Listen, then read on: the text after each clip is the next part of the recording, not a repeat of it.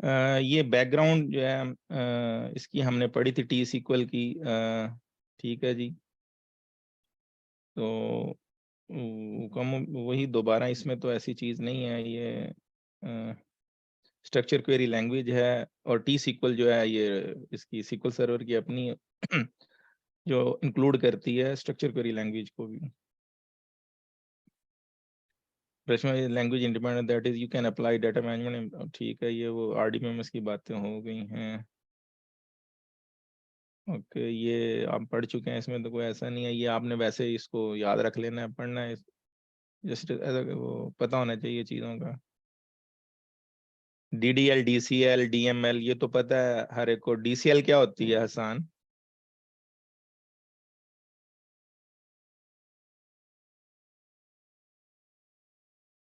Hasan, DCL क्या होती है?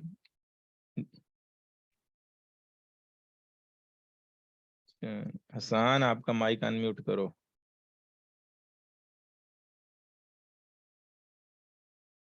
कोई भी बता दे डीसीएल क्या होता है, कोई तो बताए मुझे। मुजाहिद, ये मेरी आवाज नहीं जा रही है?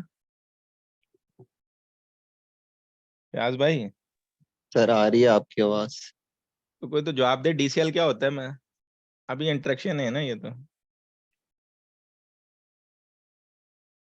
काशिफ, आप सर बता दो। जेन में नहीं आ रहा फिलहाल।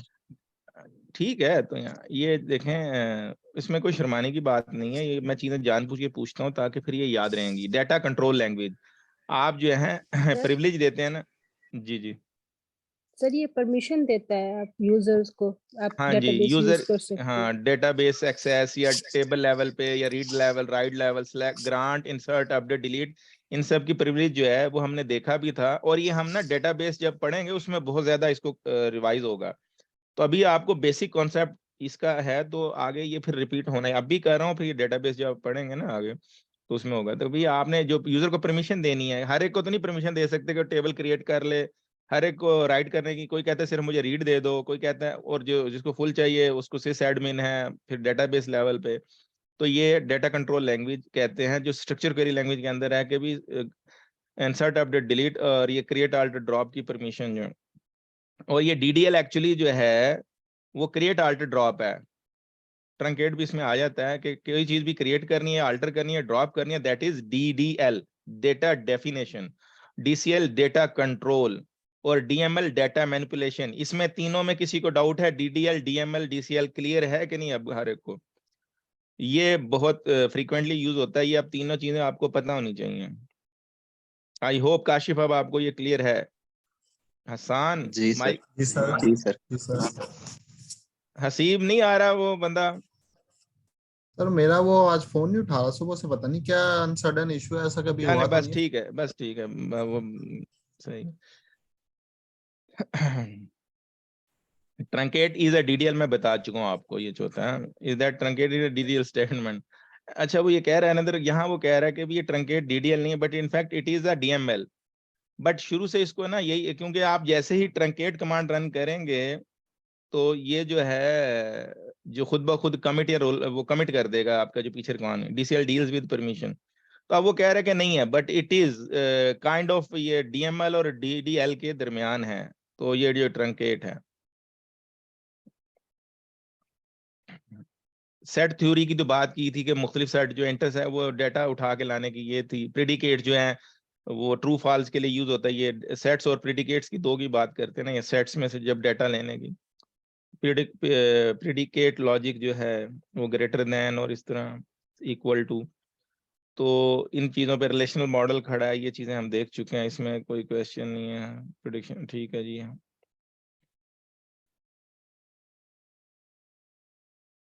नल जो है अगर कोई वैल्यू नहीं होती तो नल डालते हैं। Null is not a value, but जब ये होता है तो इससे हम ना ये कर सकते हैं कि अभी वेयर फलां कॉलम जो है वो नल है, ठीक है, और नल से ऑपरेशन करेंगे तो वो दूसरी वैल्यू को भी नल में बदल देता है। तो इसलिए हम ना इज नल उसमें फंक्शन लगा रहे होते हैं, हम देखते हैं। तो खाली नहीं छोड़ते कॉलम को, एक तरह की उसमें कुछ चीज जो है नल मौजूद होती है। कॉन्स्टेंट सब पढ़ चुके हैं, हाँ जी, ठीक है जी। नॉर्मलाइजेशन पे भी हमारी बात हो चुकी है। इसको आप खुद वो स्टडी कर लें, हमने 1NF 2NF and 3NF, redundancy नहीं होनी चाहिए। फिर आगे उसमें रिडेंडेंसी के साथ भी उसको जो है वो 1F में कह रहा है द फर्स्ट नंबर फॉर्म से that tuple row in the relation table must be unique. जो रो है ना, चाहे वो जैसे मर्जी पड़ी हो, लेकिन ये यूनिक होनी चाहिए। और जब वो the second normal form involve two rule, one rule is that the data must meet the first normal form, the other rule address the relationship between non-key and candidate key attributes. For every candidate key, every non-key attribute has to be fully functionality dependent on the entire candidate key. अब वो candidate key other than जो है जो non की column है, जैसे आप जिन candidate वो की होते हैं जिसे आप रिकॉर्ड फिल्टर कर सकते हैं या जिस पे बात कर सकते हैं, जैसे कस्टमर आईडी है। अगर आपने एक टेबल में एम्प्लॉय वो है सेल का टेबल है या प्रोडक्ट का टेबल है, तो प्रोडक्ट आप लेट्स सपोज उसको प्राइमरी कहेंगे, लेकिन उसमें अगर कस्टमर दूसरी इस किस्म की चीजें हैं तो they are also candidate keys, तो फिर कंपोजिट भी हो जाती हैं। उनको आप फिर वो मजीद जो है तीसरी फॉर्म में ब्रेक कर देते हैं। एग्जाम्पल वैलिडेटिंग सेकंड, खैर ये तो हमने उस वक्त पढ़ लिया था, इसको मैं नहीं करता, आप इसको वो जो मैंने एग्जाम्पल दी थी वो कर लीजिएगा। Also two, the data must meet the second normal form. Also all non-key attributes must be dependent on candidate key non transitively. ठीक है, वही है कि भी जितना आप ब्रेक करके तीसरे लेवल पे ले आते हैं ले आए, और वो जो है डिपेंडेंसी रिडेंडेंसी भी ना हो डाटा की।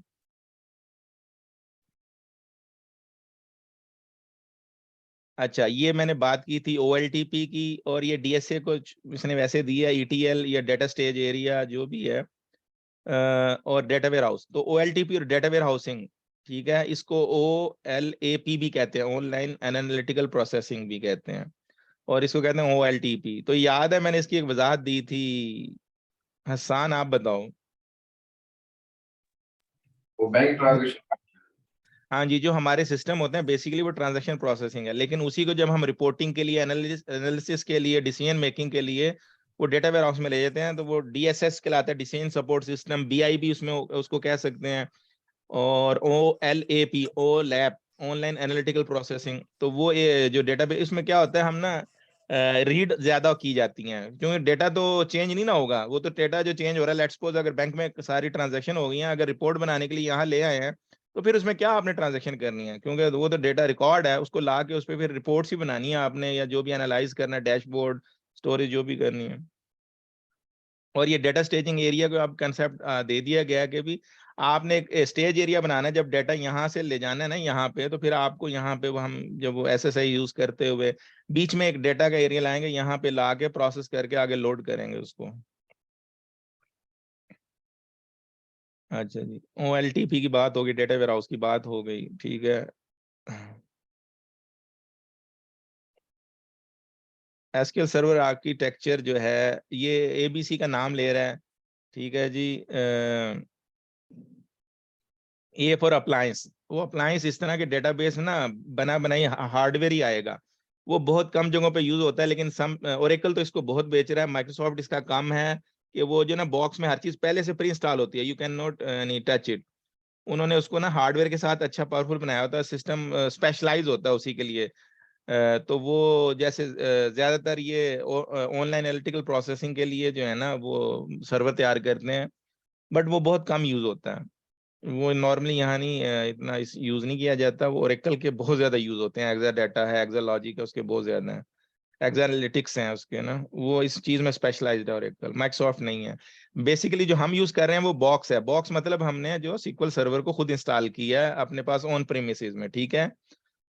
और तीसरा A B और C for cloud. Cloud azure जो है ना, जैसे क्लाउड में डेटाबेस रख रहे हैं, उसमें 19-20 का फर्क होता है, जैसे उसके हमने आइसोलेशन लेवल देखे, और वो तो उसकी कैपेसिटी होती है। क्लाउड में आप बहुत बड़ी डेटाबेस उस तरह तो नहीं मैनेज करते, तो अजूर की थोड़ी बहुत ना प्रॉपर्टीज डिफरेंट है। मेन 95% 99% सेम है, जो इवन क्लाउड में भी है, लेकिन क्योंकि वो स्पेशलाइज किए है क्लाउड के लिए, तो वो थोड़ी सी डिफरेंट हो जाता है। अजूर के लिए बाद में कभी टाइम लगा तो शायद देखेंगे उसका अजूर का ना, क्योंकि उसके लिए ऑनलाइन एक्सेस है, वो अकाउंट बनाना कैसे है वो सारा, क्योंकि वो क्लाउड पे आ जाती है, तो फिर आपको पहले क्लाउड कॉन्सेप्ट आना, फिर अजूर पे कर लेंगे उसका। देखेंगे बीच में कोई कोर्स मैंने शुरू कराया अगर क्लाउड का, तो उसमें लाऊंगा उसको। अच्छा, इंस्टेंस हमने इंस्टॉल किया था, SQL सर्वर की इंस्टॉलेशन तो सबने की थी जी, वो हमने इंस्टेंस इंस्टॉल किया था। हम एक और अगर इंस्टॉल करेंगे तो यानी डिफॉल्ट इंस्टेंस जो सेम मशीन का, वरना हम नेम्ड इंस्टेंस इंस्टॉल कर सकते हैं। यानी आप करते जाएं इंस्टॉल, एक और आपको इंस्टॉलेशन सेटअप रन करना पड़ेगा, तो वो एक तरह से 2 SQL सर्वर हो जाएंगे, ठीक है जी। लेकिन एक मशीन एक पे इंस्टॉल होंगे, लेकिन 2 SQL server database engine install होंगे। अगर आपको तीसरा करना है, चौथा करना है, मेरे पास पहले 16 तक था, अब तो शायद इन्होंने बढ़ा दिया इंस्टेंस, और ज्यादा हो सकते हैं। एक ही जो मशीन है ना ये हमारी, जिसमें इसमें ये हमने जो इंस्टेंस इंस्टॉल किया हुआ है, ये इंस्टेंस है, डिफॉल्ट हमने लिया जो सेम मशीन नेम का होता है। और अगर हम इंस्टॉलेशन करेंगे इसको बीच में ना, अब जो नेम्ड इंस्टेंस की जब क्लस्टरिंग मैं करवाऊंगा तो नेम्ड इंस्टेंस ही लूंगा आपके लिए, कि उसमें फिर ना नेम के साथ स्लैश आगे वो आ जाता है, मजीद कुछ भी आप रखते हैं XYZ जो भी आप, तो उससे क्या होगा, क्योंकि एक मशीन पे एक नाम से एक ही बन सकता है, तो जब नेम्ड इंस्टेंस है वो फिर आपको नाम देना पड़ेगा, हसान साथ ऐड कर दें, काशिफ ऐड कर दें, कुछ भी ऐड कर दें, तो वो इंस्टॉल कर सकते हैं। तो ये सेम उस तरह का एक अलहदा से पूरा डेटाबेस इंजन होगा एक सेम मशीन पे। प्रेफरेबल ये है कि भी एक मशीन पे एक ही रखो, रिसोर्सेज भी तो चाहिए होते हैं, लेकिन अगर मशीन अच्छी है तो आप 2 3 4, उसकी वजह है कि आप सेग्रीगेट कर सकते हैं अपने मर्जी से, कि किसी जो एप्लीकेशन को टोटली इंडिपेंडेंट चाहिए डेटाबेस इंजन, तो वो डेटाबेस इंजन तो सेपरेट होगा, बेशक सेम मशीन पे हो, तो सूरत में देख सकते हैं आप उसको। डेटाबेसेस तो आपने देखी हैं, ये हमने। अच्छा, आज मैं सिस्टम पे बात करूंगा, पहले मैंने नहीं आप की थी, अब आपको थोड़ा बेहतर समझेगा कि इसमें ना 4 डेटाबेसेस होती हैं, मास्टर, मॉडल, MSDB, टेम्पडीबी। मास्टर जो है इसकी कंट्रोल डेटाबेस, इसमें ना सारी इंफॉर्मेशन अदर डेटाबेसेस की और पूरे जो SQL सर्वर की इंफॉर्मेशन पड़ी होती है इसमें। और जो मॉडल है, जो नई न्यू आप न्यू डेटाबेस बनाते हैं ना यूं करके, तो वो टेम्पलेट लेता है इसको यहाँ से, जैसे आप कि भी ऑलरेडी एक डेटा इसमें जो चेंज कर देंगे, जो नई डेटाबेस बनाएगी वो सेम इसकी कॉपी लेके बनेगी, जो ऑप्शन इसमें रखेंगे। तो जो डिफॉल्ट है वो बना के न्यू डेटाबेस इससे कॉपी उठाती है मॉडल से। और MSDB में जो भी यहाँ पे स्केजुलिंग होती है ना, जितनी स्केजुलिंग है MSDB में, ज्यादा मैं स्केजुलिंग पे बात करूंगा। तो जो चीजें आप ना स्केड्यूल करते हैं, या SQL सर्वर एजेंट है ना हमारा यहाँ पे, हमने मेरे ख्याल में उसको स्टार्ट नहीं किया हुआ, कॉन्फ़िगरेशन मैनेजर। आपको जाहिर है कोई जॉब स्केड्यूल करनी है कि डेली हो जाए, ये डिलीट डेली इस टेबल से डेली डिलीट हो जाए, तो उस सूरत में आपको ये स्केड्यूल करना पड़ता है, जॉब बनानी पड़ती है, बैकअप्स डेली हों उनकी जॉब बनानी पड़ेगी, डेटाबेस की चेक्स हों, हेल्थ चेक हों, तो ये बहुत ज्यादा यूज होता है ये। तो इसको मैं स्टार्ट कर देता हूँ, ये इसका स्केजुलर सर्विस है SQL सर्वर एजेंट जो है, ये भी बहुत इंपॉर्टेंट है इसके, क्योंकि स्केजुलिंग आप बैकअप डेली खुद ब खुद हो, तो वो उसके लिए मैं आप, थोड़ा सा रिपीट करेंगे थोड़ा सा, इसको इम्पोर्टेंट चीज है। हाँ जी, ये जो SQL सर्वर एजेंट की सर्विस है ना, ये बेसिकली स्केजुलिंग के लिए होती है। विंडोज की भी अपनी स्केजुलिंग की होती है, या आप कोई भी चीज चाह रहे हैं कि जैसे आपके मोबाइल में है डेली अलार्म इतने बजे बज जाए, ठीक जी है, तो सेम चीज है कि SQL सर्वर में कोई भी चीज आप मुख्तलिफ टाइम पे करवाना चाह रहे हैं, every minute, every second, every hour, every month और एवरी ईयर, तो आप you can make a job and schedule it, ठीक है जी। तो वो SQL सर्वर एजेंट जो है उसके लिए आपका स्टार्ट रहना जरूरी है, और यहाँ पे आप जॉब बना देते हैं। जॉब वो अभी मैं उस पर नहीं आ रहा, वो बाद में जॉब बनाएंगे जो है। Default usage policy, perch policy खुद बनी इंस्टॉलेशन करते हैं होती है। अब मुझे बैकअप लेना है, ठीक है ना, तो उस सूरत में तो अभी उस टॉपिक पे नहीं आना, वो मुझे डेटाबेस इंजन का टॉपिक है, लेकिन आपको थोड़ा सा मैं यहाँ पे हाईलाइट कर रहा हूँ। तो MSDB में जितनी आप स्केजुलिंग करते हैं ना, वो सारी इंफॉर्मेशन इसमें होती है, जॉब्स जितनी आप जॉब्स बनाते हैं। अब कई लोगों के पास 500 हजार के करीब जॉब बनी होती हैं, तो वो क्या करते हैं फिर इसका बैकअप, क्योंकि लूज ना करें वो जॉब्स को, तो उसका बैकअप भी लेके रखना है। टेम्प DB जो है ये कुछ भी नहीं है, ये सॉर्टिंग के लिए यूज होती है। जैसे हम टेम्परेरी टेबल बना रहे थे वो इसमें बनता है। जब हम आइसोलेशन पे स्नैपशॉट वाला ले रहे थे ना, तो रो वर्जनिंग की बात आई थी कि एक रो जो टेबल में है 2 पड़ी हुई है, लेकिन जैसे ही आपने उस पर कोई ट्रांजेक्शन रन किया, तो ओल्ड जो रो का वर्जन है वो इसमें ले जाके रख देता है, तो जो भी रीड करता है उसको लॉकिंग नहीं मिलती, उसको टेम्प DB से रीड कर सकता है। तो टेम्प DB जो है सॉर्टिंग के लिए मेनली, आप जब भी डिस्टिंक्ट क्लास रन करेंगे वो सॉर्टिंग करेगा, जब भी आप ग्रुप बाय करेंगे, ऑर्डर बाय, सारी चीजें सॉर्टिंग होती हैं टेम्परेरी टेबल के लिए। और ये टेम्प DB है, ये बहुत इंपॉर्टेंट है क्योंकि सॉर्टिंग के लिए यूज होती है। एवरी टाइम जब आप मशीन अपना ये रीस्टार्ट करते हैं SQL सर्वर सर्विस तो ये रीबिल्ड होती है, ठीक है, क्योंकि इसमें एक्चुअल डाटा नहीं है, इट्स ओनली फॉर सॉर्टिंग, ठीक है जी। ठीक है, थैंक यू। तो ये चार डेटाबेस का बताया मैंने। यहाँ पे वो यूजर डेटाबेस तो हमने जो बनाई है चार, ये है मास्टर, मॉडल, टेम्प डीबी, एमएसडीबी। अच्छा जी, आगे हमें मजीद भी पढ़ेंगे एसएसआईएस वगैरह की, वो बाद में जब आएंगे उस हिसाब से देख लेंगे। वो कह रहा है ये रिसोर्स की बात की is hidden read only that hold the definition of all system objects. But ये आप इसको देखते नहीं तो इसको आप ना करें, लेकिन चलें आपने वैसे उसने बता दिया है कि when you query system object in a database they appear to reside in the schema of the local database but in actually their definition reside in the resource। But ये आप देख नहीं सकते, ठीक है नहीं। अभी वो हम जैसे वो सिस्टम टेबल क्वेरी कर रहे थे तो master database hold instance wide Meta data information. पूरा इंस्टेंस जो आपने SQL सर्वर का इंस्टॉल किया वो किसमें है, मास्टर उसको सारा देख रही है। और मास्टर डेटाबेस नहीं लूज करनी चाहिए, बहुत इंपॉर्टेंट है information about all database, even her database की इन्फॉर्मेशन भी इसके अंदर पड़ी हुई है। और इनिशियल पैरामीटर वगैरह भी जो सर्वर लेवल पे चेंज करते हैं। मॉडल का मैंने बता दिया था कि डेटा जो है ये यूज है टेम्पलेट है, और टेम्प डीबी का बता दिया सॉर्टिंग के लिए होती है। एमएसडीबी का बता दिया कि mainly service called SQL agent, SQL server agent को जस्ट उसका डेटा स्टोर कर रही होती है। बाद में हम मजीद इसमें मेल वगैरह भी कन्फिगर कर सकते हैं, चीजें आ जाती हैं तो वो इन्फॉर्मेशन भी इसमें आ जाती है। ये इसमें चीजें और बहुत हैं, सर्विस ब्रोकर वगैरह, लेकिन ये अभी SQL सर्वर जो है फैसिलिटीज देता है बट मेनली ये एपीआई के थ्रू किया जाता है। तो चार डेटाबेस के बारे जो है सिस्टम डेटाबेस, इनके बारे में हमने पढ़ा है। अच्छा जी, अच्छा ये ना डेटाबेस की दो फाइल होती हैं, दो किस्म की फाइल, ठीक है जी। एक होती है डेटा फाइल, एक होती है लॉग फाइल, ठीक है। लॉग फाइल एक ही होती है, ज्यादा भी कर सकते हैं पर कोई फायदा नहीं है। मैंने एक डेटाबेस जैसे ही हमने ये क्रिएट की थी तो इसकी दो फाइल हैं, एक में जिसमें एक्चुअल डेटा पड़ा होता है और लॉग फाइल होती है जिस जो है नथिंग बट स्क्रैच पैड। दो फाइल होंगी इसमें ना, दो टाइप्स हैं। तो ये क्या है जी, डेटा फाइल, ठीक है। इसको एमडीएफ, इसकी एक्सटेंशन क्या होती है, एमडीएफ होती है, .mdf। और ये जो है लॉग फाइल, इसकी एलडीएफ होती है। LDF log file is nothing but scratch pad. जब भी आप कमिट करते हैं इस पे एक्चुअली डेटा इस पे लिखा जाता है लॉग पे, बाद में फिर वो जब जो है चेक पॉइंट अकर होता है, वो अभी डेटाबेस इंजन में पढ़ेंगे, यानी कि एक प्रोसेस है जब करके फिर इसको टाइम टू टाइम लिखता रहता है डेटा फाइल पे। तो लॉग फाइल का स्क्रैच पैड इस पे फिर इसको यहाँ परमेंट करता रहता है।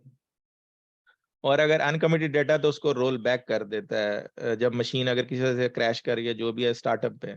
तो ये इसमें अनकमिटेड कमिटेड दोनों होते हैं। अगर अनकमिटेड डेटा तो वो रोल बैक हो जाएगा अगर मशीन रिस्टार्ट हो गई, और अगर कमिटेड डेटा मशीन रिस्टार्ट हो गई है तो लॉग फाइल से जो कमिटेड डेटा है वो यानी जो आपने ट्रांजेक्शन कर दिया है उसको कमिट कर दिया वो डेटा फाइल में चलेगा।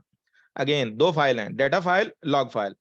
उनकी टाइप एमडीएफ, और अगर आपने एक से ज्यादा फाइल ऐड करनी है तो दैट विल बी एनडीएफ। आपने फाइल ऐड करना चाह रहे हैं तो वो जो है जो नई फाइल आप ऐड करेंगे वो एनडीएफ एन हो जाएगा, यानी दूसरी फाइल तीसरी फाइल जितनी भी। हम क्या करते हैं कि ये बेस डिपेंड करता है डेटाबेस का साइज का, फिर उस हिसाब से हम बढ़ाते रहते हैं वो फाइल, वो बाद में आएगा हमारा ये टॉपिक। अभी सिर्फ ये देख लें कि दो फाइल आपको पता चल गया, चार सिस्टम डेटाबेसेस उनका रोल क्या है। फिर आपने देख लिया जो आप डेटाबेस बनाते हैं वो दो फाइल्स पे डिपेंड कर रहा होता है, लॉग फाइल और डेटा फाइल। डेटा फाइल में एक्चुअल डेटा होता है और लॉग फाइल उसमें आपका एक तरह का स्क्रैच पैड है या व्हाइट बोर्ड है, जो भी उसमें लिखी जा रहे हैं बाद में प्रमोट कर रहे हैं। फिर इनको मजीद है कि ना ग्रुप में कर सकते हैं कन्वर्ट। एक ग्रुप में ना जैसे फोल्डर के अंदर फाइल नहीं रखते, इस तरह आप डेटाबेस में फोल्डर बना लेंगे। ये प्राइमरी देख रहे थे ना आप, यहाँ पे जब ये दिखा रहा है तो आप इसी तरह नया ग्रुप बना सकते हैं जो है ना। इस पे अभी मैं सिर्फ बताऊंगा, करवाऊंगा नहीं, ये डेटाबेस पे जब जाएंगे वहां पे हम करवाएंगे, लेकिन थोड़ा सा कंसेप्ट तो आ जाए ना अभी, ताकि बाद में आपको मजीद क्लियर होगा कि फाइल ग्रुप बना के आप ना इसमें फाइल और ऐड करेंगे तो इसी ग्रुप में आपने एक और होता है क्या कि जो टेबल्स हैं वो हम एक ग्रुप में रखते हैं, इंडेक्स जो है हम सेपरेट ग्रुप में रखते हैं, ठीक है जी। तो ये लॉजिकली सिर्फ जो ग्रुप है वो लॉजिकल है उसका, जैसे एक फोल्डर फोल्डर लॉजिकल है, असल तो फाइल होती हैं, तो इसी तरह वो रख रहे होते हैं, तो ये ग्रुपिंग कर सकते हैं। लॉग फाइल को किसी ग्रुप में नहीं रखते, और लॉग फाइल एक बहुत होती है, ऑप्शन है कि you can add more, but log file सिर्फ एक ही रिकमेंडेड है। ओके जी।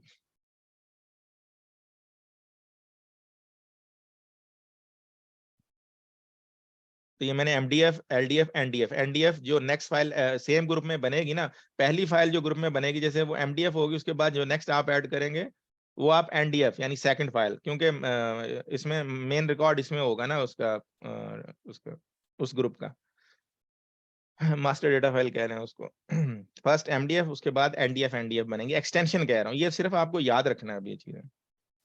स्कीमा ऑब्जेक्ट के बारे में डिफॉल्ट इसका DB और उसके बाद हम जो क्रिएट करते जाएंगे वो बनता जाता है। जैसे स्कीमा क्रिएट किया, इसमें वो स्क्रिप्ट आप देखेंगे ना जो बनाया उसने, या तो सेल्स का फिर बनाते हैं। अगर कोई नहीं बनाएंगे तो बाय डिफॉल्ट जो है DBO है, उसमें आपको DBO ना भी लिखें तो उसी में क्वेरी करेगा। लेकिन अदर देन कोई भी स्कीमा है वो आपको साथ टेबल के साथ लगाना पड़ता है, वरना वो कहता है कि एग्जिस्ट ही नहीं कर रहा टेबल।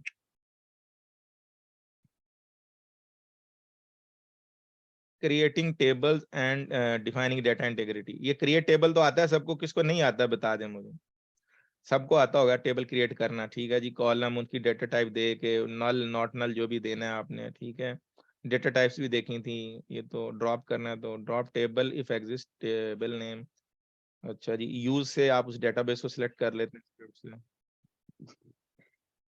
जुबैर भाई आजकल लेट आ रहे हैं।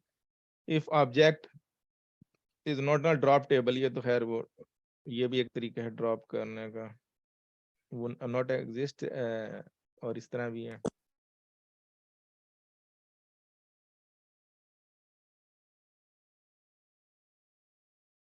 कोडिंग स्टाइल, डेटा इंटीग्रिटी, ठीक है।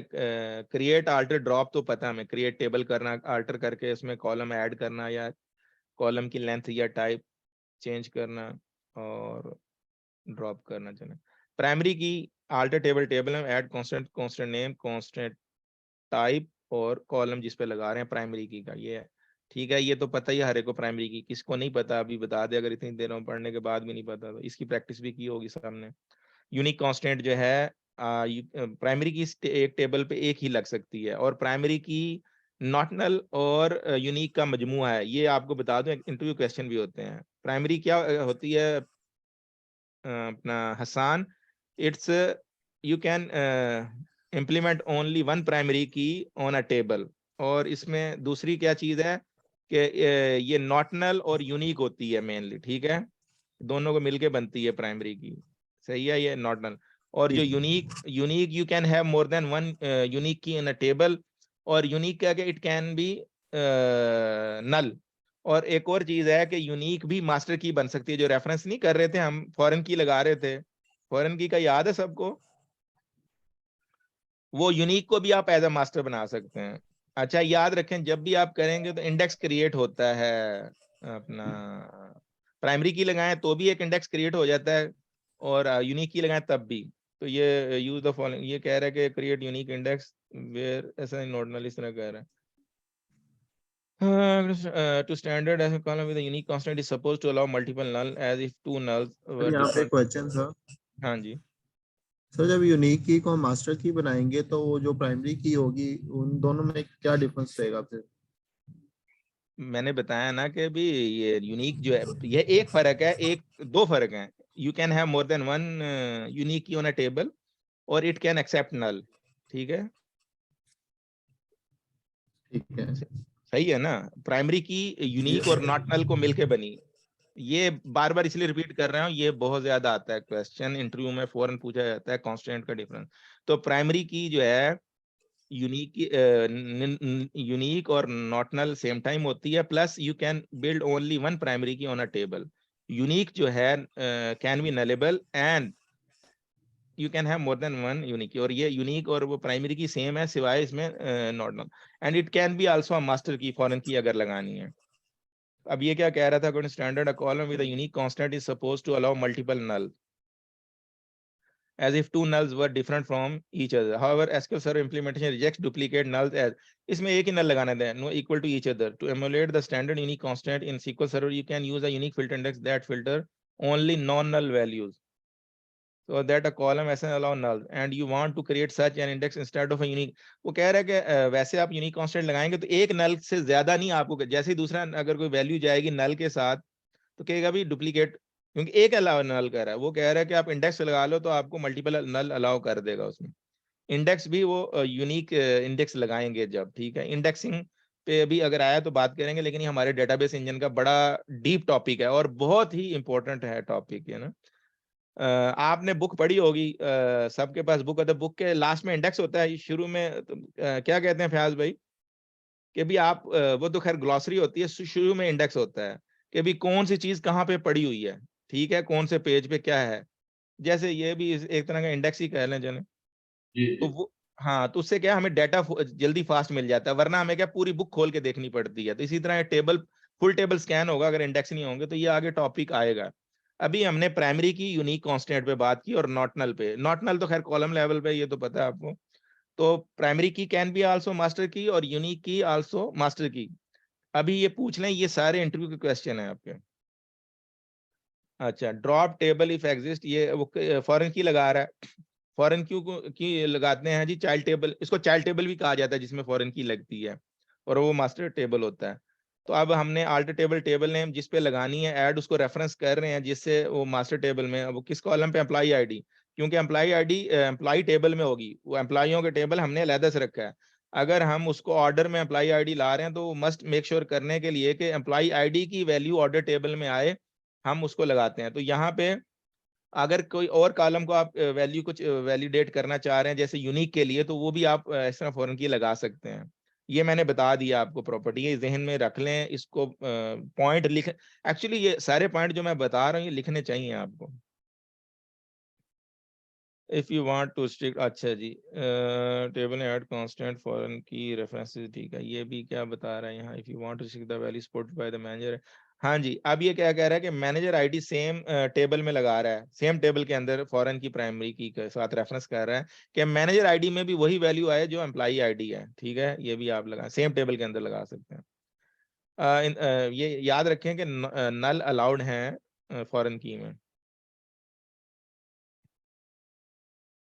अच्छा, यहाँ पे मैं थोड़ा सा बता देता हूँ कि इसमें एग्जांपल है कांस्टेंट पे, ठहर जाए मैं आपको ना इसका देखता हूँ कि const- ये चीज आपको ना अब खुद आ जानी चाहिए कि भी, अब मैंने तो बेसिक्स पढ़ा दी, कि अब मैंने आज उसको दिया था, वो दिखा देता हूँ। मैंने इसको एक साइट भेजी थी हसन को ना, पहले ये दिखाता हूँ फिर दूसरी चीज दिखाता हूँ आपको मैं।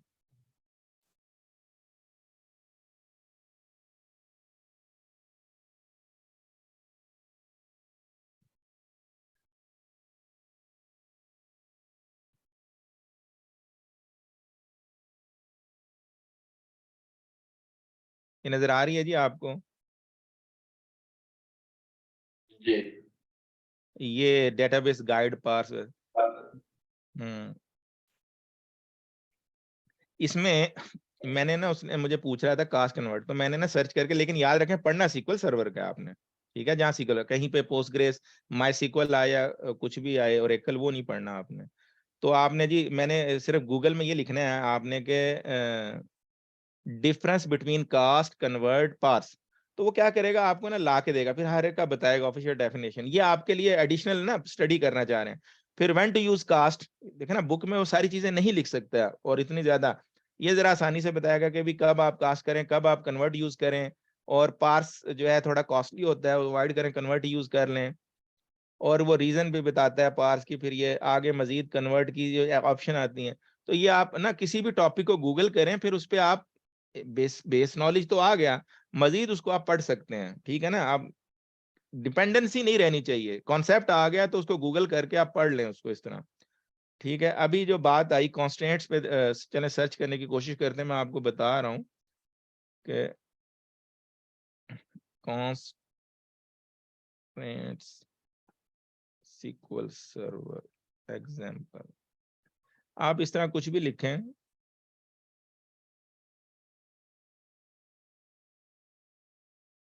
तो यहाँ से कोई भी आप ना SQL not null unique constant in SQL server ऐसे कर लें, ठीक है जी। तो ये आपको ना दो तीन ढूंढें आप, जैसे अब ये constant in SQL not null unique SQL primary key, तो ये बता देगा ये चीजें हैं। अच्छा, नॉट नल कांस्टेंट उसकी डिटेल है, फिर ये बताएगा इंसर्ट इनटू करके, ये पूरा देखें एग्जांपल दे रहा है साथ, कैसे ऐड करना बता रहा है। अपडेट करेंगे तो वो वेयर नेम इज नल है, उसको अपडेट कर देगा उसे। तो इस तरह यूनिक कांस्टेंट के बारे में बता रहा है, इसकी यहाँ पे वो डिस्क्रिप्शन बताएगा, जैसे मैं तो आपको वैसे ही पढ़ा रहा हूँ, लेकिन आपने मजीद चाहिए आपको उसकी चीज़ें, तो एग्जाम्पल देगा यूनिक की, यहाँ बड़ी अच्छी है बना के, टेबल भी क्रिएट कर रहा है सारा खुदा, फिर बता रहा है उसकी डिटेल। फिर इसी तरह थोड़ा बड़ा कर देना, शायद आपको अब साफ नजर आए, यूनिक वैल्यू की एग्जांपल भी दे रहा है कि एरर आएगा, ये मैंने आपको कराई थी, लेकिन मैं इसमें बता रहा हूँ कि मजीद डिटेल बताएगा ये। यूनिक कांस्टेंट ही चल रहा है अभी तक, ठीक है। प्राइमरी की कांस्टेंट आ गया, ठीक है, और ये प्राइमरी की तो आप पढ़ चुके हैं, लेकिन वो फिर वो टेबल बना के आपको लगा के बताएगा, एरर आएगी, ठीक है, जो भी है। फिर ऐड प्राइमरी की डुप्लीकेट की, अगर डेटा में डुप्लीकेट होगा तो नहीं लगाने देगा, ये आपको पता होना चाहिए। अच्छा जी, ये आप पढ़ेंगे ना ऐसे, तो ये ग्राफिकली भी बता रहा है। तो अब यहाँ पे इसने फॉरेन की पे कहाँ गया, अभी आई फॉरेन की, ये रही, ठीक है। अब फॉरेन की के बारे में बता रही है, मैं चाइल्ड पेरेंट अभी आपको पढ़ाया है, ठीक है। फॉरेन की, प्राइमरी की का मैंने यूनिक का बताया, ये यहाँ पे पता नहीं बताएगा। अच्छा, ये मैंने बताने थे, नो एक्शन कैस्केड, अगर आपने कुछ नहीं लिखा हुआ, आप चाहते हैं ना, यहाँ पे अगर एग्जांपल मिल जाएगी कि ये क्रिएटेबल ये लगा रहा है इस पे जनाब, सिलेक्ट, ठीक है, अल्टर टेबल,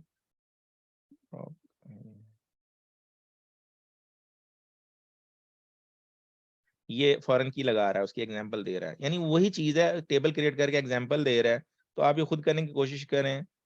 अब वो कह रहा है कॉन्फ्लिक्ट है, अभी डेटा अगर पहले से गलत डेटा पड़ा होगा ना चाइल्ड टेबल में, तो वो आपको क्लीन करना पड़ेगा, तो उसकी एग्जांपल आपको आएगी, ये जब डाटा एग्जांपल दे के बता रहा है।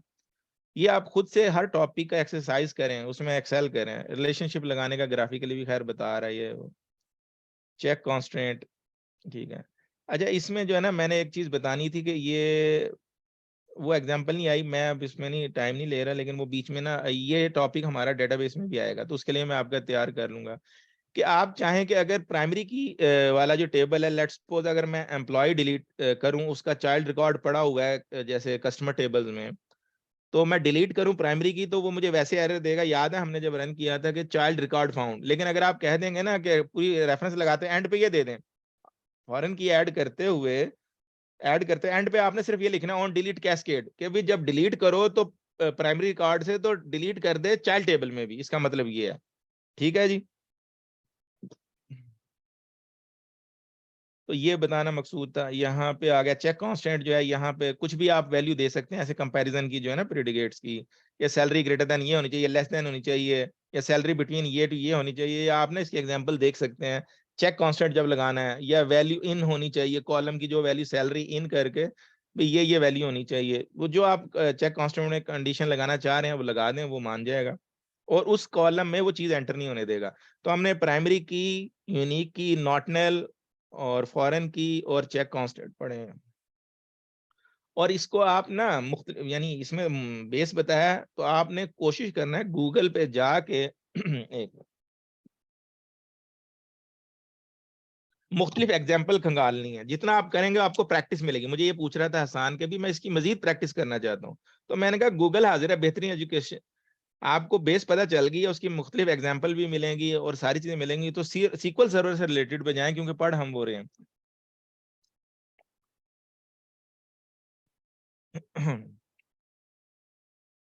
डिफॉल्ट जो है कोई, ये डिफॉल्ट लेगा जो भी वैल्यू है ना, एक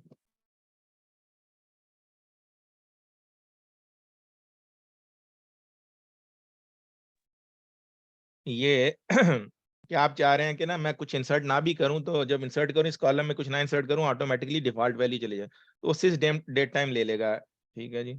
ये डिफॉल्ट आ गया जी, ये भी एक तरह का कांस्टेंट है। कंक्लूजन ये हमने कर लिया जी, ये हम अब पहला चैप्टर की हमारी रिवीजन हुई है।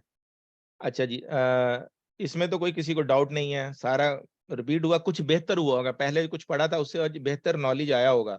इसको जब आप खुद रिपीट करते रहेंगे और गूगल की हेल्प भी लेते रहेंगे, तो आपको मजीद चीजें जो है ना पॉइंट बना के, क्योंकि आप, मैं हर एक के लिए नहीं कह रहा, जैसे हसान या काशिफ के लिए कह रहा हूँ कि भी ये हम रिपीट करके गो फॉर इंटर्नशिप, जाके इंटरव्यू फेस करें आपको, और वो प्रैक्टिकल एक जो है काम मिलेगा 15 दिन के लिए, फ्री में जाएं, जो जाना चाह रहा है, जो फ्री है, जो 15 दिन के लिए, 20 दिन के लिए, किसी भी महीने के लिए, तो वो अपना हैंड्स ऑन करे जाके ना। लेकिन ये सारी चीजों का पता होगा, वो पूछेंगे आपको पता होगा जी इसको बेस नॉलेज अच्छा है, लेकिन खुद भी प्रैक्टिस करें उसकी।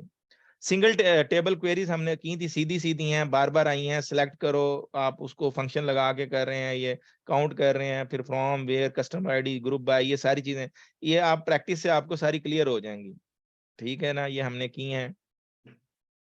तो ये from, where, group by, having, select, order by. ठीक है जी, वो क्या कह रहा है कि लॉजिकली जो है वो फ्रॉम को पहले चेक करता है कि जिस टेबल से डाटा ला रहे हो वो टेबल मौजूद भी है कि नहीं, उसके बाद कंडीशन लेता है, क्योंकि वो टेबल मौजूद होगा, फिर वो कॉलम जो है एंड पे वो सिलेक्ट पे आगे चेक कर लेगा। Where, filter, group by, having, इस ऑर्डर में कहता है वो लॉजिकली जो है processor, the class are logically process in the following order. ठीक है, from, where, group by, having, select, order by. Where always, having जो है वेयर से पहले नहीं आ सकता। ठीक है, ओके जी, वो तो खैर ये प्रोसेसिंग का है, उसने बता रहा है। यहाँ पे क्या है जी, तो इवन दो टेस्ट कह रहे हैं सिंथेटिकली जो है क्वेरी में तो वो पहले आएगा सिलेक्ट, लेकिन वैसे जो है वो टेबल को पहले फ्रॉम में चेक करेगा कि वो टेबल मौजूद है कि नहीं। अच्छा जी, फ्रॉम क्लास, ठीक है, सिलेक्ट कर रहा है कॉलम, ऑर्डर आईडी, ये सीधा सीधा है। आप तो सिलेक्ट का तो हर एक को आदत पड़ गई होगी, इसकी एक्सरसाइज की होगी। हसन आपने की है? जी सर, सिलेक्ट पे की है। काशिफ आपको भी पता है इनका, आकिब आपको भी पता होगा, मुजाहिद, सब ये तो खैर वो तो जो बीसीएस हैं तो पता है, सब बाकी। शफीक भाई आपको भी अंदाजा हो गया होगा इन चीजों का, सिलेक्ट का, फ्रॉम का, where conditions, group by, count. जी सर, थोड़ा थोड़ा आइडिया है। लेकिन ये सिर्फ एक्सरसाइज से क्लियर होता है, क्योंकि इसमें ना वो डिफिकल्ट कुछ नहीं है, लेकिन वो बार बार रन करने से, आप डाटा देख के रन करें फिर पता चलता है कि भाई इस टेबल से ये 4 कॉलम लाओ इस टेबल से, और कस्टमर आईडी जिसका 71 हो, तो आपका तो वो जैसे बैंक में होता है ऐसे ही डाटा चेक कर रहे होते हैं। जिस एप्लीकेशन में ला के किसी का भी आप आईडी मारते हैं या अकाउंट नंबर मारते हैं, तो वो डाटा ला के देता है, पीछे यही क्वेरी रन हो रही होती है। बिल्कुल ऐसे ही है। अच्छा जी, ग्रुप बाय क्लास, वेयर में हम जो है वो भी जो कंडीशन लगा रहे होते हैं। ग्रुप बाय मैंने बताया था कि लगानी पड़ती है, आप ग्रुप फंक्शन यूज कर रहे हैं तो। ठीक है जी, क्योंकि वो उसको ग्रुपिंग किस चीज पे करनी है ये देखना है ना, तो इसलिए ग्रुप मस्ट। अगर सिर्फ सिलेक्ट काउंट कर रहे हैं फिर ग्रुप बाय बेशक मत दें, क्योंकि आप टोटल का काउंट कर रहे हैं। बट जब आपने कुछ साथ कुछ ऐड कर दिया तो you have to group by this, के भी अगर आप काउंट कर रहे हो तो किस तरह पर डिपार्टमेंट काउंट करना है, या जैसे यहाँ पे तो खैर ये फंक्शन लगा रहा है ईयर का, ऑर्डर डेट में ईयर ला रहा है, ये तो सबको पता होगा। और इसको अगर आपने फंक्शन नहीं भी लगाया तो भी you can use group by. ठीक है, ये भी नंबर ऑफ रोज, ये भी एक बात बता दूं आपको कि अगर ग्रुप बाय फंक्शन नहीं भी है तो you can also group, no issue. ठीक है जी, तो यहाँ एम्प्लॉई आईडी, ईयर आईडी से ग्रुप कर रहा है, सही है। ये क्वेरीज रन करते रहें। अच्छा जी, ये एम्प्लॉय ईयर, ऑर्डर डेट, सम, फ्रेट, यहाँ पे आ गया सम, ये है ग्रुप फंक्शन, तो इसमें मस्ट हो जाएगा। जब ये आ जाएगा उसमें तो आपकी मर्जी है, चाहिए आप ग्रुपिंग करना चाह रहे हैं, नहीं तो ये ग्रुप आएंगे, काउंट, सम, एवरेज, मिनिमम, मैक्स, ये हैं सारे जो हैं ग्रुप फंक्शन। तो उसमें आपको जब अगर आपने ग्रुप फंक्शन को नहीं देना ग्रुप बाय क्लास में जरूरी, लेकिन उसके अलावा जो भी सम और काउंट के अलावा जो भी होगा ना, you must have to put in group by class, otherwise वो एरर देगा भी मैं ग्रुपिंग कैसे करूं। ठीक है जी, ये काउंट डिस्टिंग कर रहा है, ये आपने रन की हुई है, इसमें तो हैविंग क्लास में कोई ऐसी चीजें नहीं है। क्वेश्चन कर लें अगर इनसे रिलेटेड जब मैं ये बोल रहा हूँ ना।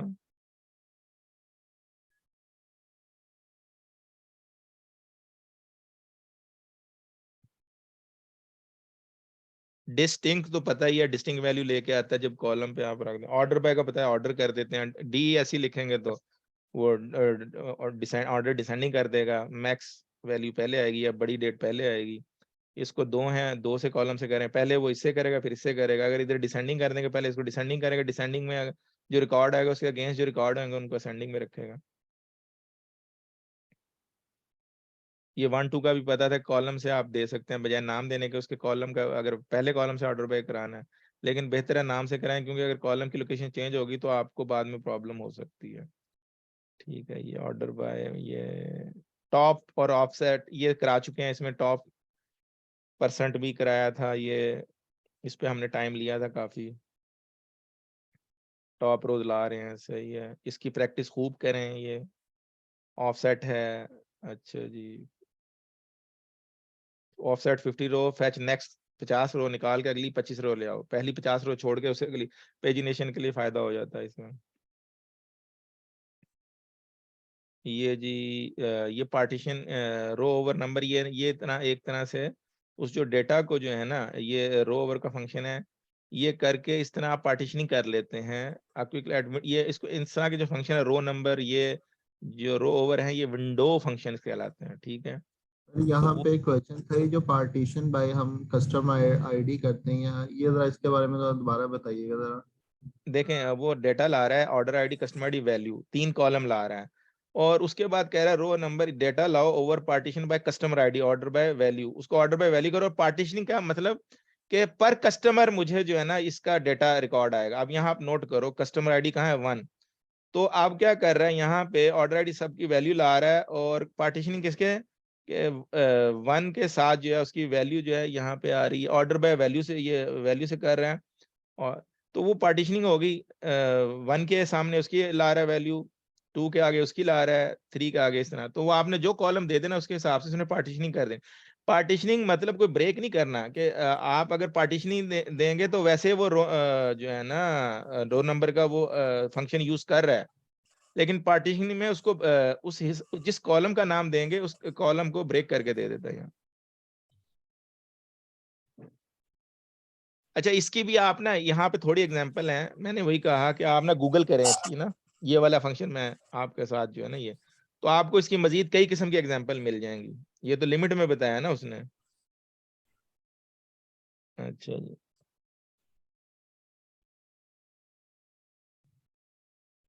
इन यूज कर रहा है, ये भी ठीक है। परसेंट साइन यूज कर रहा है, ये भी पता है। Okay, greater than equal to का साइन है, greater than equal to, and use कर रहा है बीच में, ठीक है। और ये यूज कर रहा है यहाँ पे मल्टीप्लाई पे कर रहा है ब्रैकेट के अंदर माइनस करके, ये तो वो फंक्शन कर रहा है ये। तो ये सारे जो है ना उसने दे दिए हैं ऑपरेटर्स, ठीक है। ये प्रेसिडेंस बता दिया, ये आप बेशक याद, वही ब्रैकेट सबसे पहले लेगा, उसके बाद मल्टीप्लिकेशन, फिर डिवीजन मॉड्यूल, उसके बाद पॉजिटिव नेगेटिव एडिशन सब्सट्रैक्शन। ये है प्रेसिडेंस जो ऑर्डर बता रहा है। अमोंग ऑपरेटर जब होगा तो सबसे पहले ब्रैकेट वाला, उसके बाद मल्टीप्लिकेशन डिवीजन पॉजिटिव नेगेटिव, और उसके बाद जनाब ये फंक्शन नॉट, उसके बाद यानी पहले उस प्रोसेस को करेगा, फिर नॉट को चेक करेगा, फिर एंड को, फिर बिटवीन, इन, लाइक, और को, और असाइनमेंट, ठीक है जी। सिलेक्ट ये कॉलम करो this table, okay ji.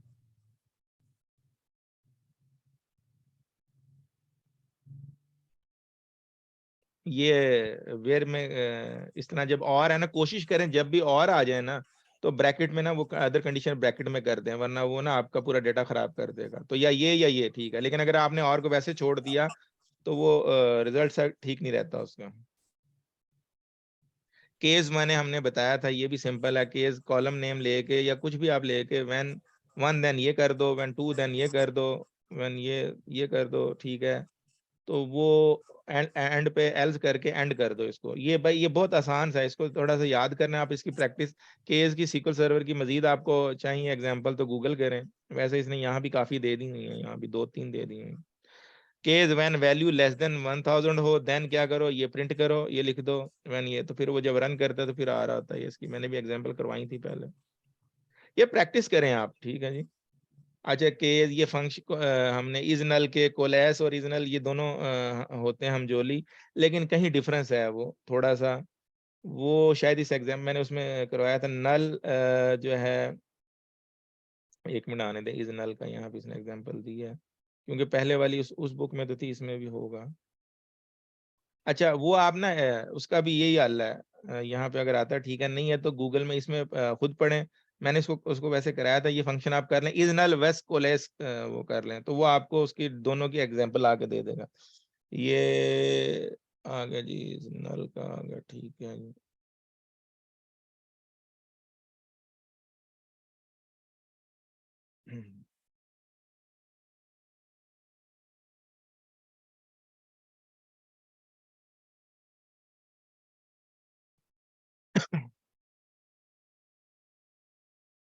Character data types, का तो पता ही है, ये कैर, वेरकर, एन वेरकर। अच्छा ये मैंने ये बताया था आपको, वेरकर और कैर में क्या फर्क है, कौन बताएगा? सर इसमें वेरिएबल कैरेक्टर में वेर केयर में जितना चाहिए होता है उसके अकॉर्डिंगली खुद ब खुद ले लेता है, ये फायदा हो जाता है। नहीं, वो मैं दोबारा दोहरा देता हूँ कि अगर आपने कैर टाइप रखी है और कैर के आगे 10 लिखा है तो 10 कैरेक्टर उसने ले लिए ऑपरेटिंग डेटाबेस, उसमें डेटा रखें ना रखें, वो आपका कॉलम जैसे ही रो ऐड होगी उसमें बेशक खाली भी पड़ा है तो वो 10 जो है ना बाइट्स उसने ले ली, वो आपका खाली भी भरा हुआ है, ठीक है। वेर कैर में है कि अगर यस वैल्यू लिखोगे तो 10 लिखोगे तो 10 लेगा, 2 लिखोगे तो 2 बाइट्स लेगा, उससे डेटाबेस फाइल का साइज जो है वो उतना ग्रो नहीं होगा, ठीक है। तो ये वैसे फास्ट होता है लेकिन ये आपको स्पेस का फायदा देता है। हम ज्यादा वेर कर ही रखते हैं और वो जो कैरेक्टर हमें पता होता है कि इतनी आएंगे, जैसे जो कुछ जो वैल्यूज हैं तो उनमें हम ना फिर कैर रख देते हैं, जो हमें पता होता है कि ये वैल्यू इसमें आनी है। सर, लेकिन ज्यादा टेबल क्रिएट करते वक्त हम उसकी डाटा टाइप दे रहे होते हैं, तो उसमें कॉलम्स की। अगर हमारे पास जी जी हाँ तो हाँ। उसमें अगर हमारे पास इंटीजर भी हो और करेक्टर भी हो तो फिर हम कौन सी डाटा टाइप मेंशन करते हैं, क्योंकि वहाँ 10-12 आ रही होती हैं डाटा टाइप्स। देखें, आपने इंटीजर रखना है जब उसमें कोई डेसिमल ना आए, और करेक्टर रखना है जब उसमें आपने करेक्टर डाटा रखना है। वैसे न्यूमेरिक यूज कर लें, न्यूमेरिक में भी इंटीजर अगर आप डेसिमल नहीं देंगे तो न्यूमेरिक वैल्यू रखेगा, ज्यादा बड़े डेसिमल में जो फ्लोट, इन सब की डाटा टाइप जो है मैंने बताई भी थी, और याद है एक टेबल दिखाया जी था। जी बाकी आप जी सर, हर एक को बिल्कुल ना याद है। मजीद खुद करें भी ना कि इस डाटा टाइप गूगल में जाएं कि भी SQL सर्वर डाटा टाइप, उसमें फिर और मजीद, क्योंकि अब आपको खुद मजीद पढ़ना है। मैं ये चाहता हूँ कि आप पढ़ें, इनका कंपैरिजन देखें। मैंने तो आपको बेस में बता दिया, बार बार मैं रिपीट नहीं करूंगा, मैंने एक दफा करवाया उसको, क्योंकि ये मौजूद है, जी आपको सर, पता है। अगर हम्म। जिस तरह बच्चों के यूनिवर्सिटी के रजिस्ट्रेशन आईडी देखें तो उनका उसमें कैरेक्टर्स भी होते हैं और इंटीजर्स भी होते हैं, जिस तरह BSEE 01112 3 समथिंग जो है, दैट तो इज उसमें दोनों करेक्टर। इन वो दोनों आप देखें, वो आप ऑब्वियस है, दैट इज अ करेक्टर। बेशक न्यूमेरिक है बट वो करेक्टर आ गया ना तो वो इंटीजर में सेव, न्यूमेरिक में सेव ही नहीं करने देगा, एरर दे देगा। अदर देन 1 2 3 4 5 6, यानी जो न्यूमेरिक वैल्यू के अलावा न्यूमेरिक कॉलम में कुछ भी रखेंगे एरर देगा, तो फिर वो कहाँ रखेंगे? करेक्टर कॉलम में, जी ठीक है ना। जी सर। हाँ जी, तो ये डेटा टाइप्स पे डिटेल ओके ओके मेन हम ज्यादा वैर कैर और ये इंटीजर और न्यूमेरिक यूज कर रहे होते हैं, डेट कर रहे होते हैं। इन सब का मैंने करवाया था। आप इनको मजीद जो है ना, आप गूगल करें SQL सर्वर की डेटा टाइप्स, वो हर एक की मजीद डिटेल पढ़ाएगा। जिसको शौक है तो कोई नहीं रोक रहा, क्योंकि देखिए मैं यूनिवर्सिटी की तरह लेके नहीं चल रहा कि मैं पूरा एक जो है ना वो लेक्चर जो सिर्फ डेटा टाइप्स पे पढ़ाने में लगाऊंगा, फिर तो हम जैसे वो पूरा एक सेमेस्टर करा रहे होते हैं उस तरह नहीं मैं करा रहा हूँ, ये थोड़ा सा क्रैश कोर्स स्टाइल। और आप है मेच्योर स्टूडेंट्स, तो मैंने आपको कॉन्सेप्ट देना है, और कॉन्सेप्ट भी नहीं, थोड़ा सा एग्जांपल दे देनी है, कुछ करा के बता देना। मजीद फिर आपका है कि भी इसको नहीं मैंने मजीद जानना है, तो आप इसको खाली अभी जैसे मैंने एग्जांपल दिया है कि मजीद उसकी एग्जांपल आप देख लें। डिपेंडेंसी मेरे पे ना रखें आप, कोशिश जी करें। सर। फिर भी नहीं समझ आ रहा, बिल भी करने के बाद फिर मैं आपको करवाता अच्छा लगता हूँ, लेकिन बुक में भी है, वैसे भी प्रैक्टिस करें तो आपको आना चाहिए। ये बहुत आसान है। देखें, ये डायनामिक अप्रोच आएगी तो आपका IT कैरियर बनेगा। कि भी ऑन द गो पता है या नहीं पता, मैं मुझे कॉन्सेप्ट तो थोड़ा बहुत है, मैं अभी करके ला देता हूँ। जैसे कल मैंने आपको पढ़ाया था फंक्शन, प्रोसीजर, ट्रिगर्स और कर्सर। आपको पता है ये कोड मुझे भी नहीं याद रहता कोई बहुत ज्यादा। हम क्या करते हैं, जब रिक्वायरमेंट आती है कोई भी फंक्शन का टेम्पलेट उठाते हैं, उसमें अपने हिसाब से मॉडिफिकेशन कर देते हैं, ठीक है, कि हमें वो लिखना ना पड़े। आजकल तो वो जो प्रोग्रामिंग है .NET, वो तो खुद ब खुद ला के दे रही होती है, तो वो हम उसमें ना अपनी लॉजिक्स अपनी लगा देंगे, ठीक है। ट्रिगर लिखना है तो वो उसका टेम्पलेट लो, फिर उसमें अपनी लॉजिक डाल दो, ताकि वो एंड और बिगिन कहीं मिस ना हो। जहाँ जैसे कर्सर हम डिक्लेयर कर रहे थे, तो वो सिंटैक्स में कंफ्यूज होने की बजाय आप उस जगह पे मुख्तलिफ किस्म की एग्जांपल देखें जो आपसे मैच होती है, उसमें वैल्यू चेंज कर दें। तो कोई रॉकेट साइंस नहीं है, आपने अपनी डायनामिक अप्रोच यूज करना है। मैंने इस पे पूरे के पूरे कोड लिखे हैं, इस पे पूरी एप्लीकेशन डिजाइन की है, तो ये कंफ्यूज होने की जरूरत ही नहीं है इसमें। कि बेसिक कॉन्सेप्ट क्या है, प्रोसीजर करता क्या, फंक्शन करता क्या, कर्सर करता क्या, ट्रिगर करता क्या, इन चीजों पर आपको पता होना चाहिए। फिर उसके बाद उसका कोड लेके जब आपको जरूरत पेश आए तो आप कर लें, उसको मॉडिफाई कर लें उसके हिसाब से। इस तरह ये डेटा टाइप्स की बात हो रही है, तो ये आप ज्यादा मजीद पढ़ें, बिल्कुल इसको जाएं ये, क्योंकि फिर वो बहुत ज्यादा डिटेल में चला जाएगा। अब ये कोलेशन की मैंने बताया था, ये मैं दिखा देता हूँ। कोलेशन मैंने बताया था कि कैरेक्टर सेट होता है, यहाँ पे सीक्वल सर्वर में इसको ये कहते हैं। ये भी एक सिस्टम फंक्शन है जिससे ये ला के दे रहा है इंफॉर्मेशन सब की। ये जो ना मैंने डेटाबेस की प्रॉपर्टी से भी दिखाया था कि इनमें से आपकी मर्जी है, आपने लैंग्वेज का है, वरना अगर आपने अपना डिफॉल्ट रखना है तो ठीक है वो कैरेक्टर सेट, लेकिन ये मैटर करता है जब आप एप्लीकेशन डिजाइन कर रहे हो, वहाँ मैटर करता है, फिर डाटा के हिसाब से आप सिलेक्ट कर लेते हैं। अगर सिर्फ विंडोज डाटा रखना है तो ये भी चल जाएगा 1252 लैटिन जनरल ये वाला।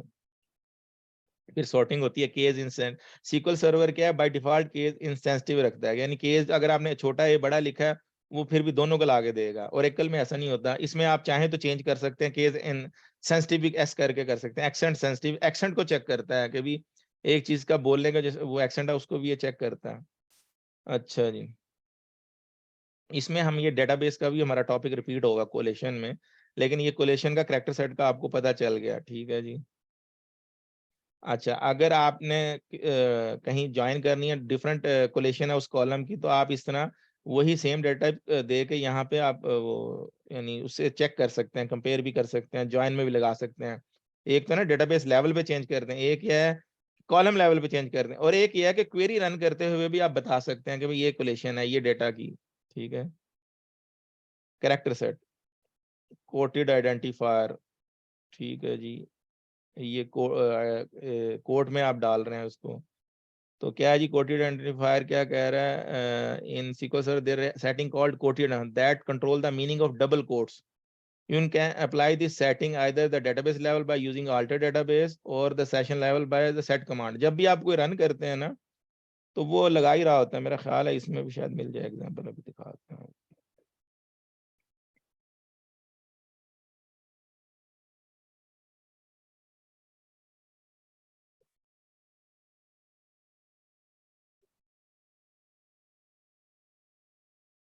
वैसे इसमें हम पैरेंथेसिस वो ब्रैकेट दे रहे होते हैं, उससे भी ये काम दिखा देता है कि भी वो अगर स्पेस भी होगी ना किसी कॉलम नेम में तो उसको आप ब्रैकेट में दे देंगे तो ये यूज करता है। लेकिन जो पूरी दुनिया की डेटाबेसेस हैं वो डबल कोट यूज कर रही होती हैं, तो ऐसे ऐसा ये भी उनको जो है ना एंडोर्स करता है, क्योंकि अब ये इनकी कोशिश ये है कि इनका कोड जो कोड है ना हर जगह, इसलिए वो गो की जगह सेमीकोलन पे आ रहा है, पहले नहीं करता था। ये देखे ना, इसने सेट कोटेड आइडेंटिफायर ऑन, ठीक है। और वो डेटाबेस की प्रॉपर्टीज में जाके देखना है तो वो जब ये रखना हो ना, क्योंकि किसी को भी आप डबल कोट में डालें स्पेस भी होगी ना तो ले लेगा। यहाँ आप देख रहे हैं ये ब्रैकेट में दे रहा है, तो वो डबल कोट की जगह सीक्वल सर्वर ने अपना वो रखा हुआ है ब्रैकेट का मेयार। ब्रैकेट से अगर कॉलम में स्पेस भी है तो ये अलाउ करेगा क्रिएट करने का, बट ना रखा करें उससे नुकसान ही होता है। तो यहाँ पे आप देख रहे इसके ना डिफॉल्ट जो चीजें हैं यहाँ पे पड़ी होती हैं, यहीं कहीं होगा वो।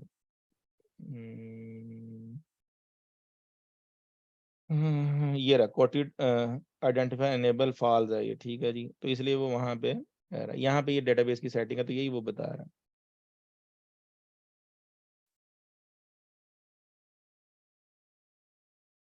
ऑपरेटर एंड फंक्शंस प्लस कनकैटिनेट, ये तो पता है कनकैट का आपको प्लस साइन यूज करते हैं हम। राइट लेंथ, इस पे तो सबने प्रैक्टिस की होगी, किसी आया भी हसान, जी सर। इन सब पे प्रैक्टिस की है ना। इसकी अपनी एग्जांपल है, ना मिले तो वो W3 SQL है, नहीं तो गूगल करो। हर एक जो आपका फंक्शन है साथ लिखो SQL server, okay, right string function in SQL server, उसकी आपको ढेरों एग्जांपल आ देगा। एक तो यहाँ से बुक से एक एक मिलेंगी, दो दो मिलेंगी, वहां आपको ढेरों मिलेंगी प्रैक्टिस करने के लिए। ये कनकैट कर रहा प्लस साइन के, अच्छा जी। और यहाँ पे मजीद एग्जांपल दी होगी इसने, ये क्लास की आ गई कि भी अगर कहीं पे भी ये अगर रीजन नल है तो ये इसको ऐसे कर दे, ठीक है। ओरिजिनल की तरह मिलता जुलता, थोड़ा सा फर्क है, ये मोर एफिशिएंट है। इसकी एग्जांपल आप देख लेंगे।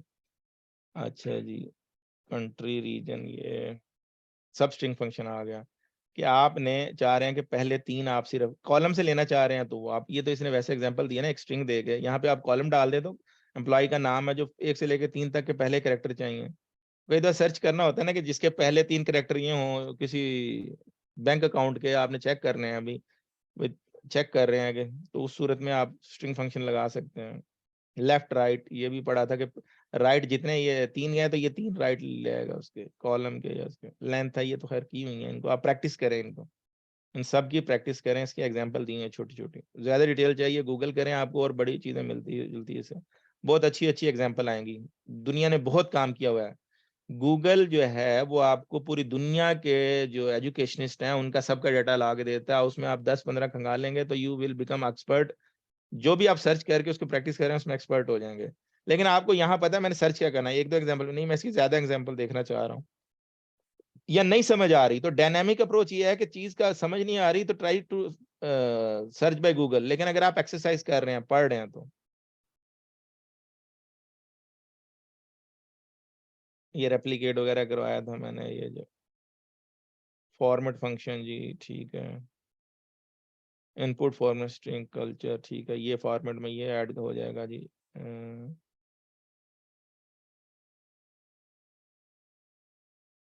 कंप्रेस कर रहा है, डीकंप्रेस फंक्शन एक्सेप्ट कैरेक्टर और बाइनरी स्ट्रिंग उसको ना चेंज करके कंप्रेस वैल्यू में ले जाएगा। इसकी प्रैक्टिस करें मजीद, फिर गूगल को ढूंढें, आपको उसकी मजीद अच्छी एग्जांपल मिलेंगी छोटी एग्जांपल के बाद। अच्छा जी, स्ट्रिंग स्प्लिट करना है, 2 स्ट्रिंग को स्प्लिट कर रहा है। इसमें से ना हम, मैं आपको ये भी बता दूं, हम भी सारे फंक्शन नहीं याद रहते, तो हमें जब रिक्वायरमेंट होती है कॉन्सेप्ट है तो उसकी एग्जांपल ढूंढ लेते हैं। ज्यादा जो है हैवीली यूज होते हैं वो तो याद रहते हैं, लेकिन कुछ जो नए फंक्शन आए हैं इसमें कई मैंने नए फंक्शन भी बताए थे, तो फिर उसकी एग्जांपल देख लेते हैं, जो आप हर वक्त मेमोराइज नहीं रख सकते उसको। परसेंट साइन का अंडरस्कोर सिंगल कैरेक्टर अगर आपने ढूंढना है कि ये मिसिंग है, वो नहीं पता। लास्ट लेकिन नाम ABC,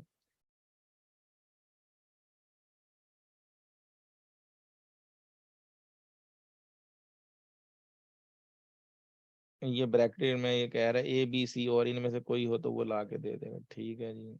कैरेक्टर फंक्शन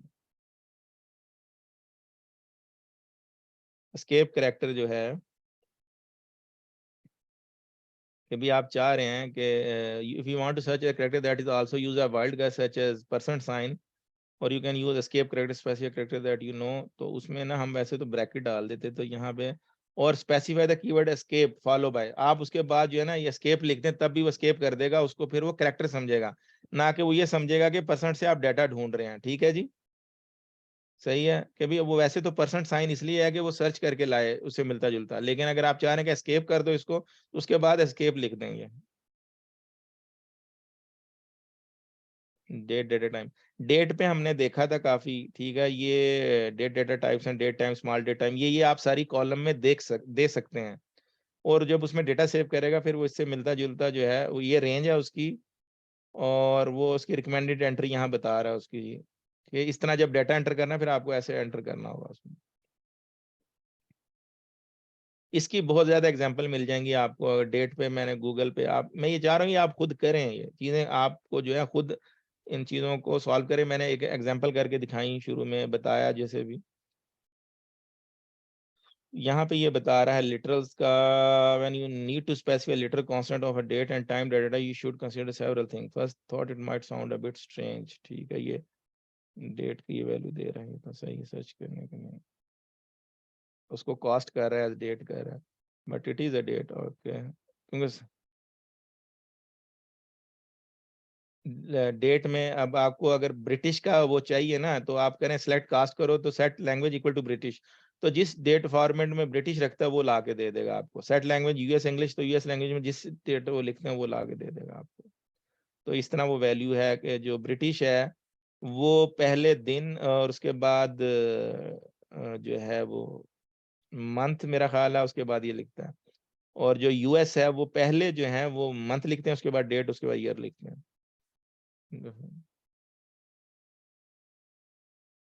ये एक्यूरेसी बता रहा है कि डेट की कहाँ तक होती है, ये तो आप ना डेट की खूब एग्जांपल करें इसमें ना, बार बार हैंड्स ऑन करें, आपको अंदाजा हो जाएगा।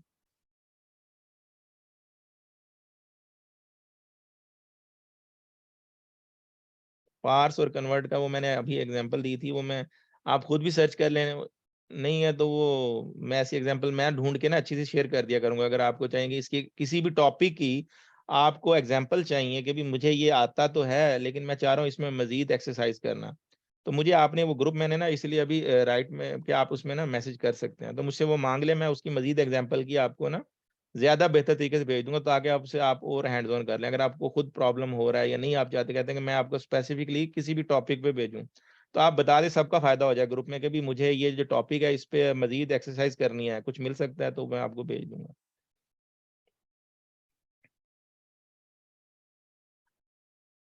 कन्वर्ट वगैरह इस पे आप काम करेंगे आपको हो जाएगा ये चेंज तो वही कर रहे हैं ना अपना ऑर्डर कैरेक्टर में कन्वर्ट कर रहा है ताकि अपनी मर्जी से प्रिंट करा सके, वो कन्वर्ट वगैरह इसलिए यूज की जाती है। अच्छा जी, कास्ट भी ऐसे है लेकिन कास्ट जरा इजी है, ये मैंने अभी वो जो भेजा है वो भी मैं शेयर कर दूंगा, वो अच्छी एग्जांपल दी है बड़ी डिटेल से। आप मैं वो सिंपल करना हो तो कास्ट कर लेता हूँ, नहीं तो फिर कन्वर्ट से फिर ज्यादा डेट के लिए यूज करते हैं हम कन्वर्ट ना, कॉम्प्लेक्स जो है जो फॉर्मेटिंग आती है। Date time function, get date, ये सारे पढ़े हुए हैं जी आपने। करंट टाइम स्टैम्प ये आप रन करके सारे देख लें। सिस डेट टाइम स्टैम्प देख रहे थे हम, ठीक है जी। तो ये सारे फंक्शन जो है ना वन बाय वन आप रन करके देखें और गूगल करें अगर यहाँ से ना समझ आए। इसने वैसे एग्जांपल छोटी मोटी मैंने भी करवाई हुई हैं, और ये इसने देखें पूरी एग्जांपल दे दिए यहाँ पे ना कि ये रन करेंगे तो आपको get date current time stamp get universal जो है आपका वो जो हमारा यहाँ पे मेरा 3 घंटे का 2 घंटे का फर्क है, सो पाकिस्तान में 5 है जो है यूटीसी, और सिस डेट टाइम लाना है सिस यूटीसी, और ये थोड़ा थोड़ा फर्क है, आपको पता चल जाए। ऑफ डेट सेट जो है वो टाइम जोन के हिसाब से आ जाएगा। ये कास्ट ट्राई कास्ट के भी अगर ट्राई करो, अगर वो कन्वर्ट हो तो ठीक है, वरना एरर दे तो नल प्रिंट कर देगा। हम इसमें जब डाटा लोड करते हुए बड़ा फायदा है, इसकी मैंने एग्जांपल कराई थी, या आप करें ये, ठीक है जी। क्योंकि इस तरह तो बार बार एग्जांपल कराने में टाइम बहुत ज्यादा लगता है, ये आप जो है खुद अपने हाथ से करें, स्विच ऑफ सेट कर देख लें। ये फंक्शन है, इनको खाली आपको रन करके चेक करना है कि ये फंक्शन मुझे ला के क्या दे रहा है। अगर बहुत ही कहीं कंफ्यूजन हो तो उसको फिर हम रिपीट करके देख सकते हैं, लेकिन मेरा ख्याल है इनमें इन चीज़ों में नहीं है इतनी कंफ्यूजन। डेट ऐड कैसे करनी है ये भी करवाया था आपको। डेट डिफ है, डेट डिफ बिग है, ये आप खुद करेंगे दो डेट्स के दरमियान, क्योंकि आप वैसे तो प्लस माइनस नहीं कर सकते, तो फिर फंक्शन यूज करते हुए उसमें डेट ऐड और डेट डिफ निकाल रहे हैं, ठीक है। ये है छोटी छोटी एग्जाम्पल है यहाँ पे।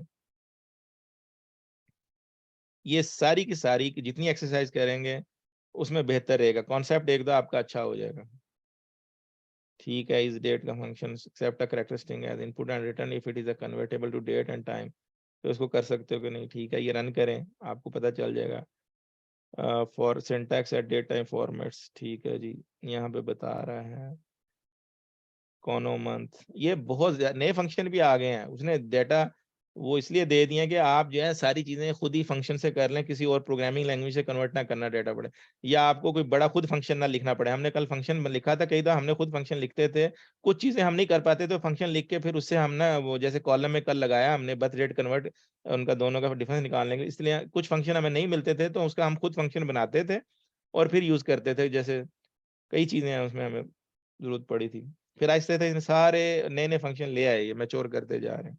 अच्छा, ये कैटलॉग व्यूज जैसे मैं सिस टेबल सिस प्रोसेस देखता हूँ ना, इसके सिस्टम टेबल होते हैं। इनसे आपको क्या है कि जो आपके टेबल बने हुए हैं उनकी डिटेल, प्राइमरी की कांस्टेंट, सिस कांस्टेंट, वो सारी चीजें ना ला के दे देता है। आप जब कभी आपको ढूंढना हो तो ये फायदा होता है। सिस डॉट कॉलम में उस डेटाबेस के सारे कॉलम की डिटेल होगी, और आईडी से आप लिंक करेंगे तो वो ला के दे देगा, यहाँ भी बता रहा है वो। तो वो आप ना किसी कॉलम का, आपको कॉलम टेबल आपके पास 1000 है और एक कॉलम ढूंढना है, आपको पता नहीं किस टेबल से लिंक करता है, तो फिर आप इस तरह ज्वाइन लगाएं टेबल सिस टेबल्स की, सिस कॉलम्स की, कॉलम का नाम दें कंडीशन में, वो ला के दे देगा टेबल का नाम भी, और वो इस तरह की चीजें। इस तरह information schema dot table, information schema dot views, ये भी ये थोड़ा बाद में आया था, ये भी अच्छा है। इससे भी आपको उसकी इंफॉर्मेशन मिल जाती है कि भी जो आपने लाना है नाम दे दें, टेबल अंडर स्कीमा ये हो, टेबल नेम ये हो, तो वो ला के दे देगा आपको ना उसकी पूरी detail, column name, data type, वो सारी चीजें। इंफॉर्मेशन स्कीमा डॉट कॉलम्स, तो आप अपने जो चीजें ऑलरेडी डिफाइन हुई पड़ी हैं उनकी चीजें देखना है। वैसे अगर टेबल को देखना है तो एसपी ये टेबल एग्जीक्यूट असिस्ट टेबल से देख सकते हैं। Store procedure return a list of objects such as tables, ठीक है जी। सिस हेल्प, एसपी हेल्प है, किसी भी ऑब्जेक्ट के बारे में आपने देखना है तो उसकी हेल्प ऐसे ला के दे देगा। मैंने हेल्प रन भी किया था यार ये।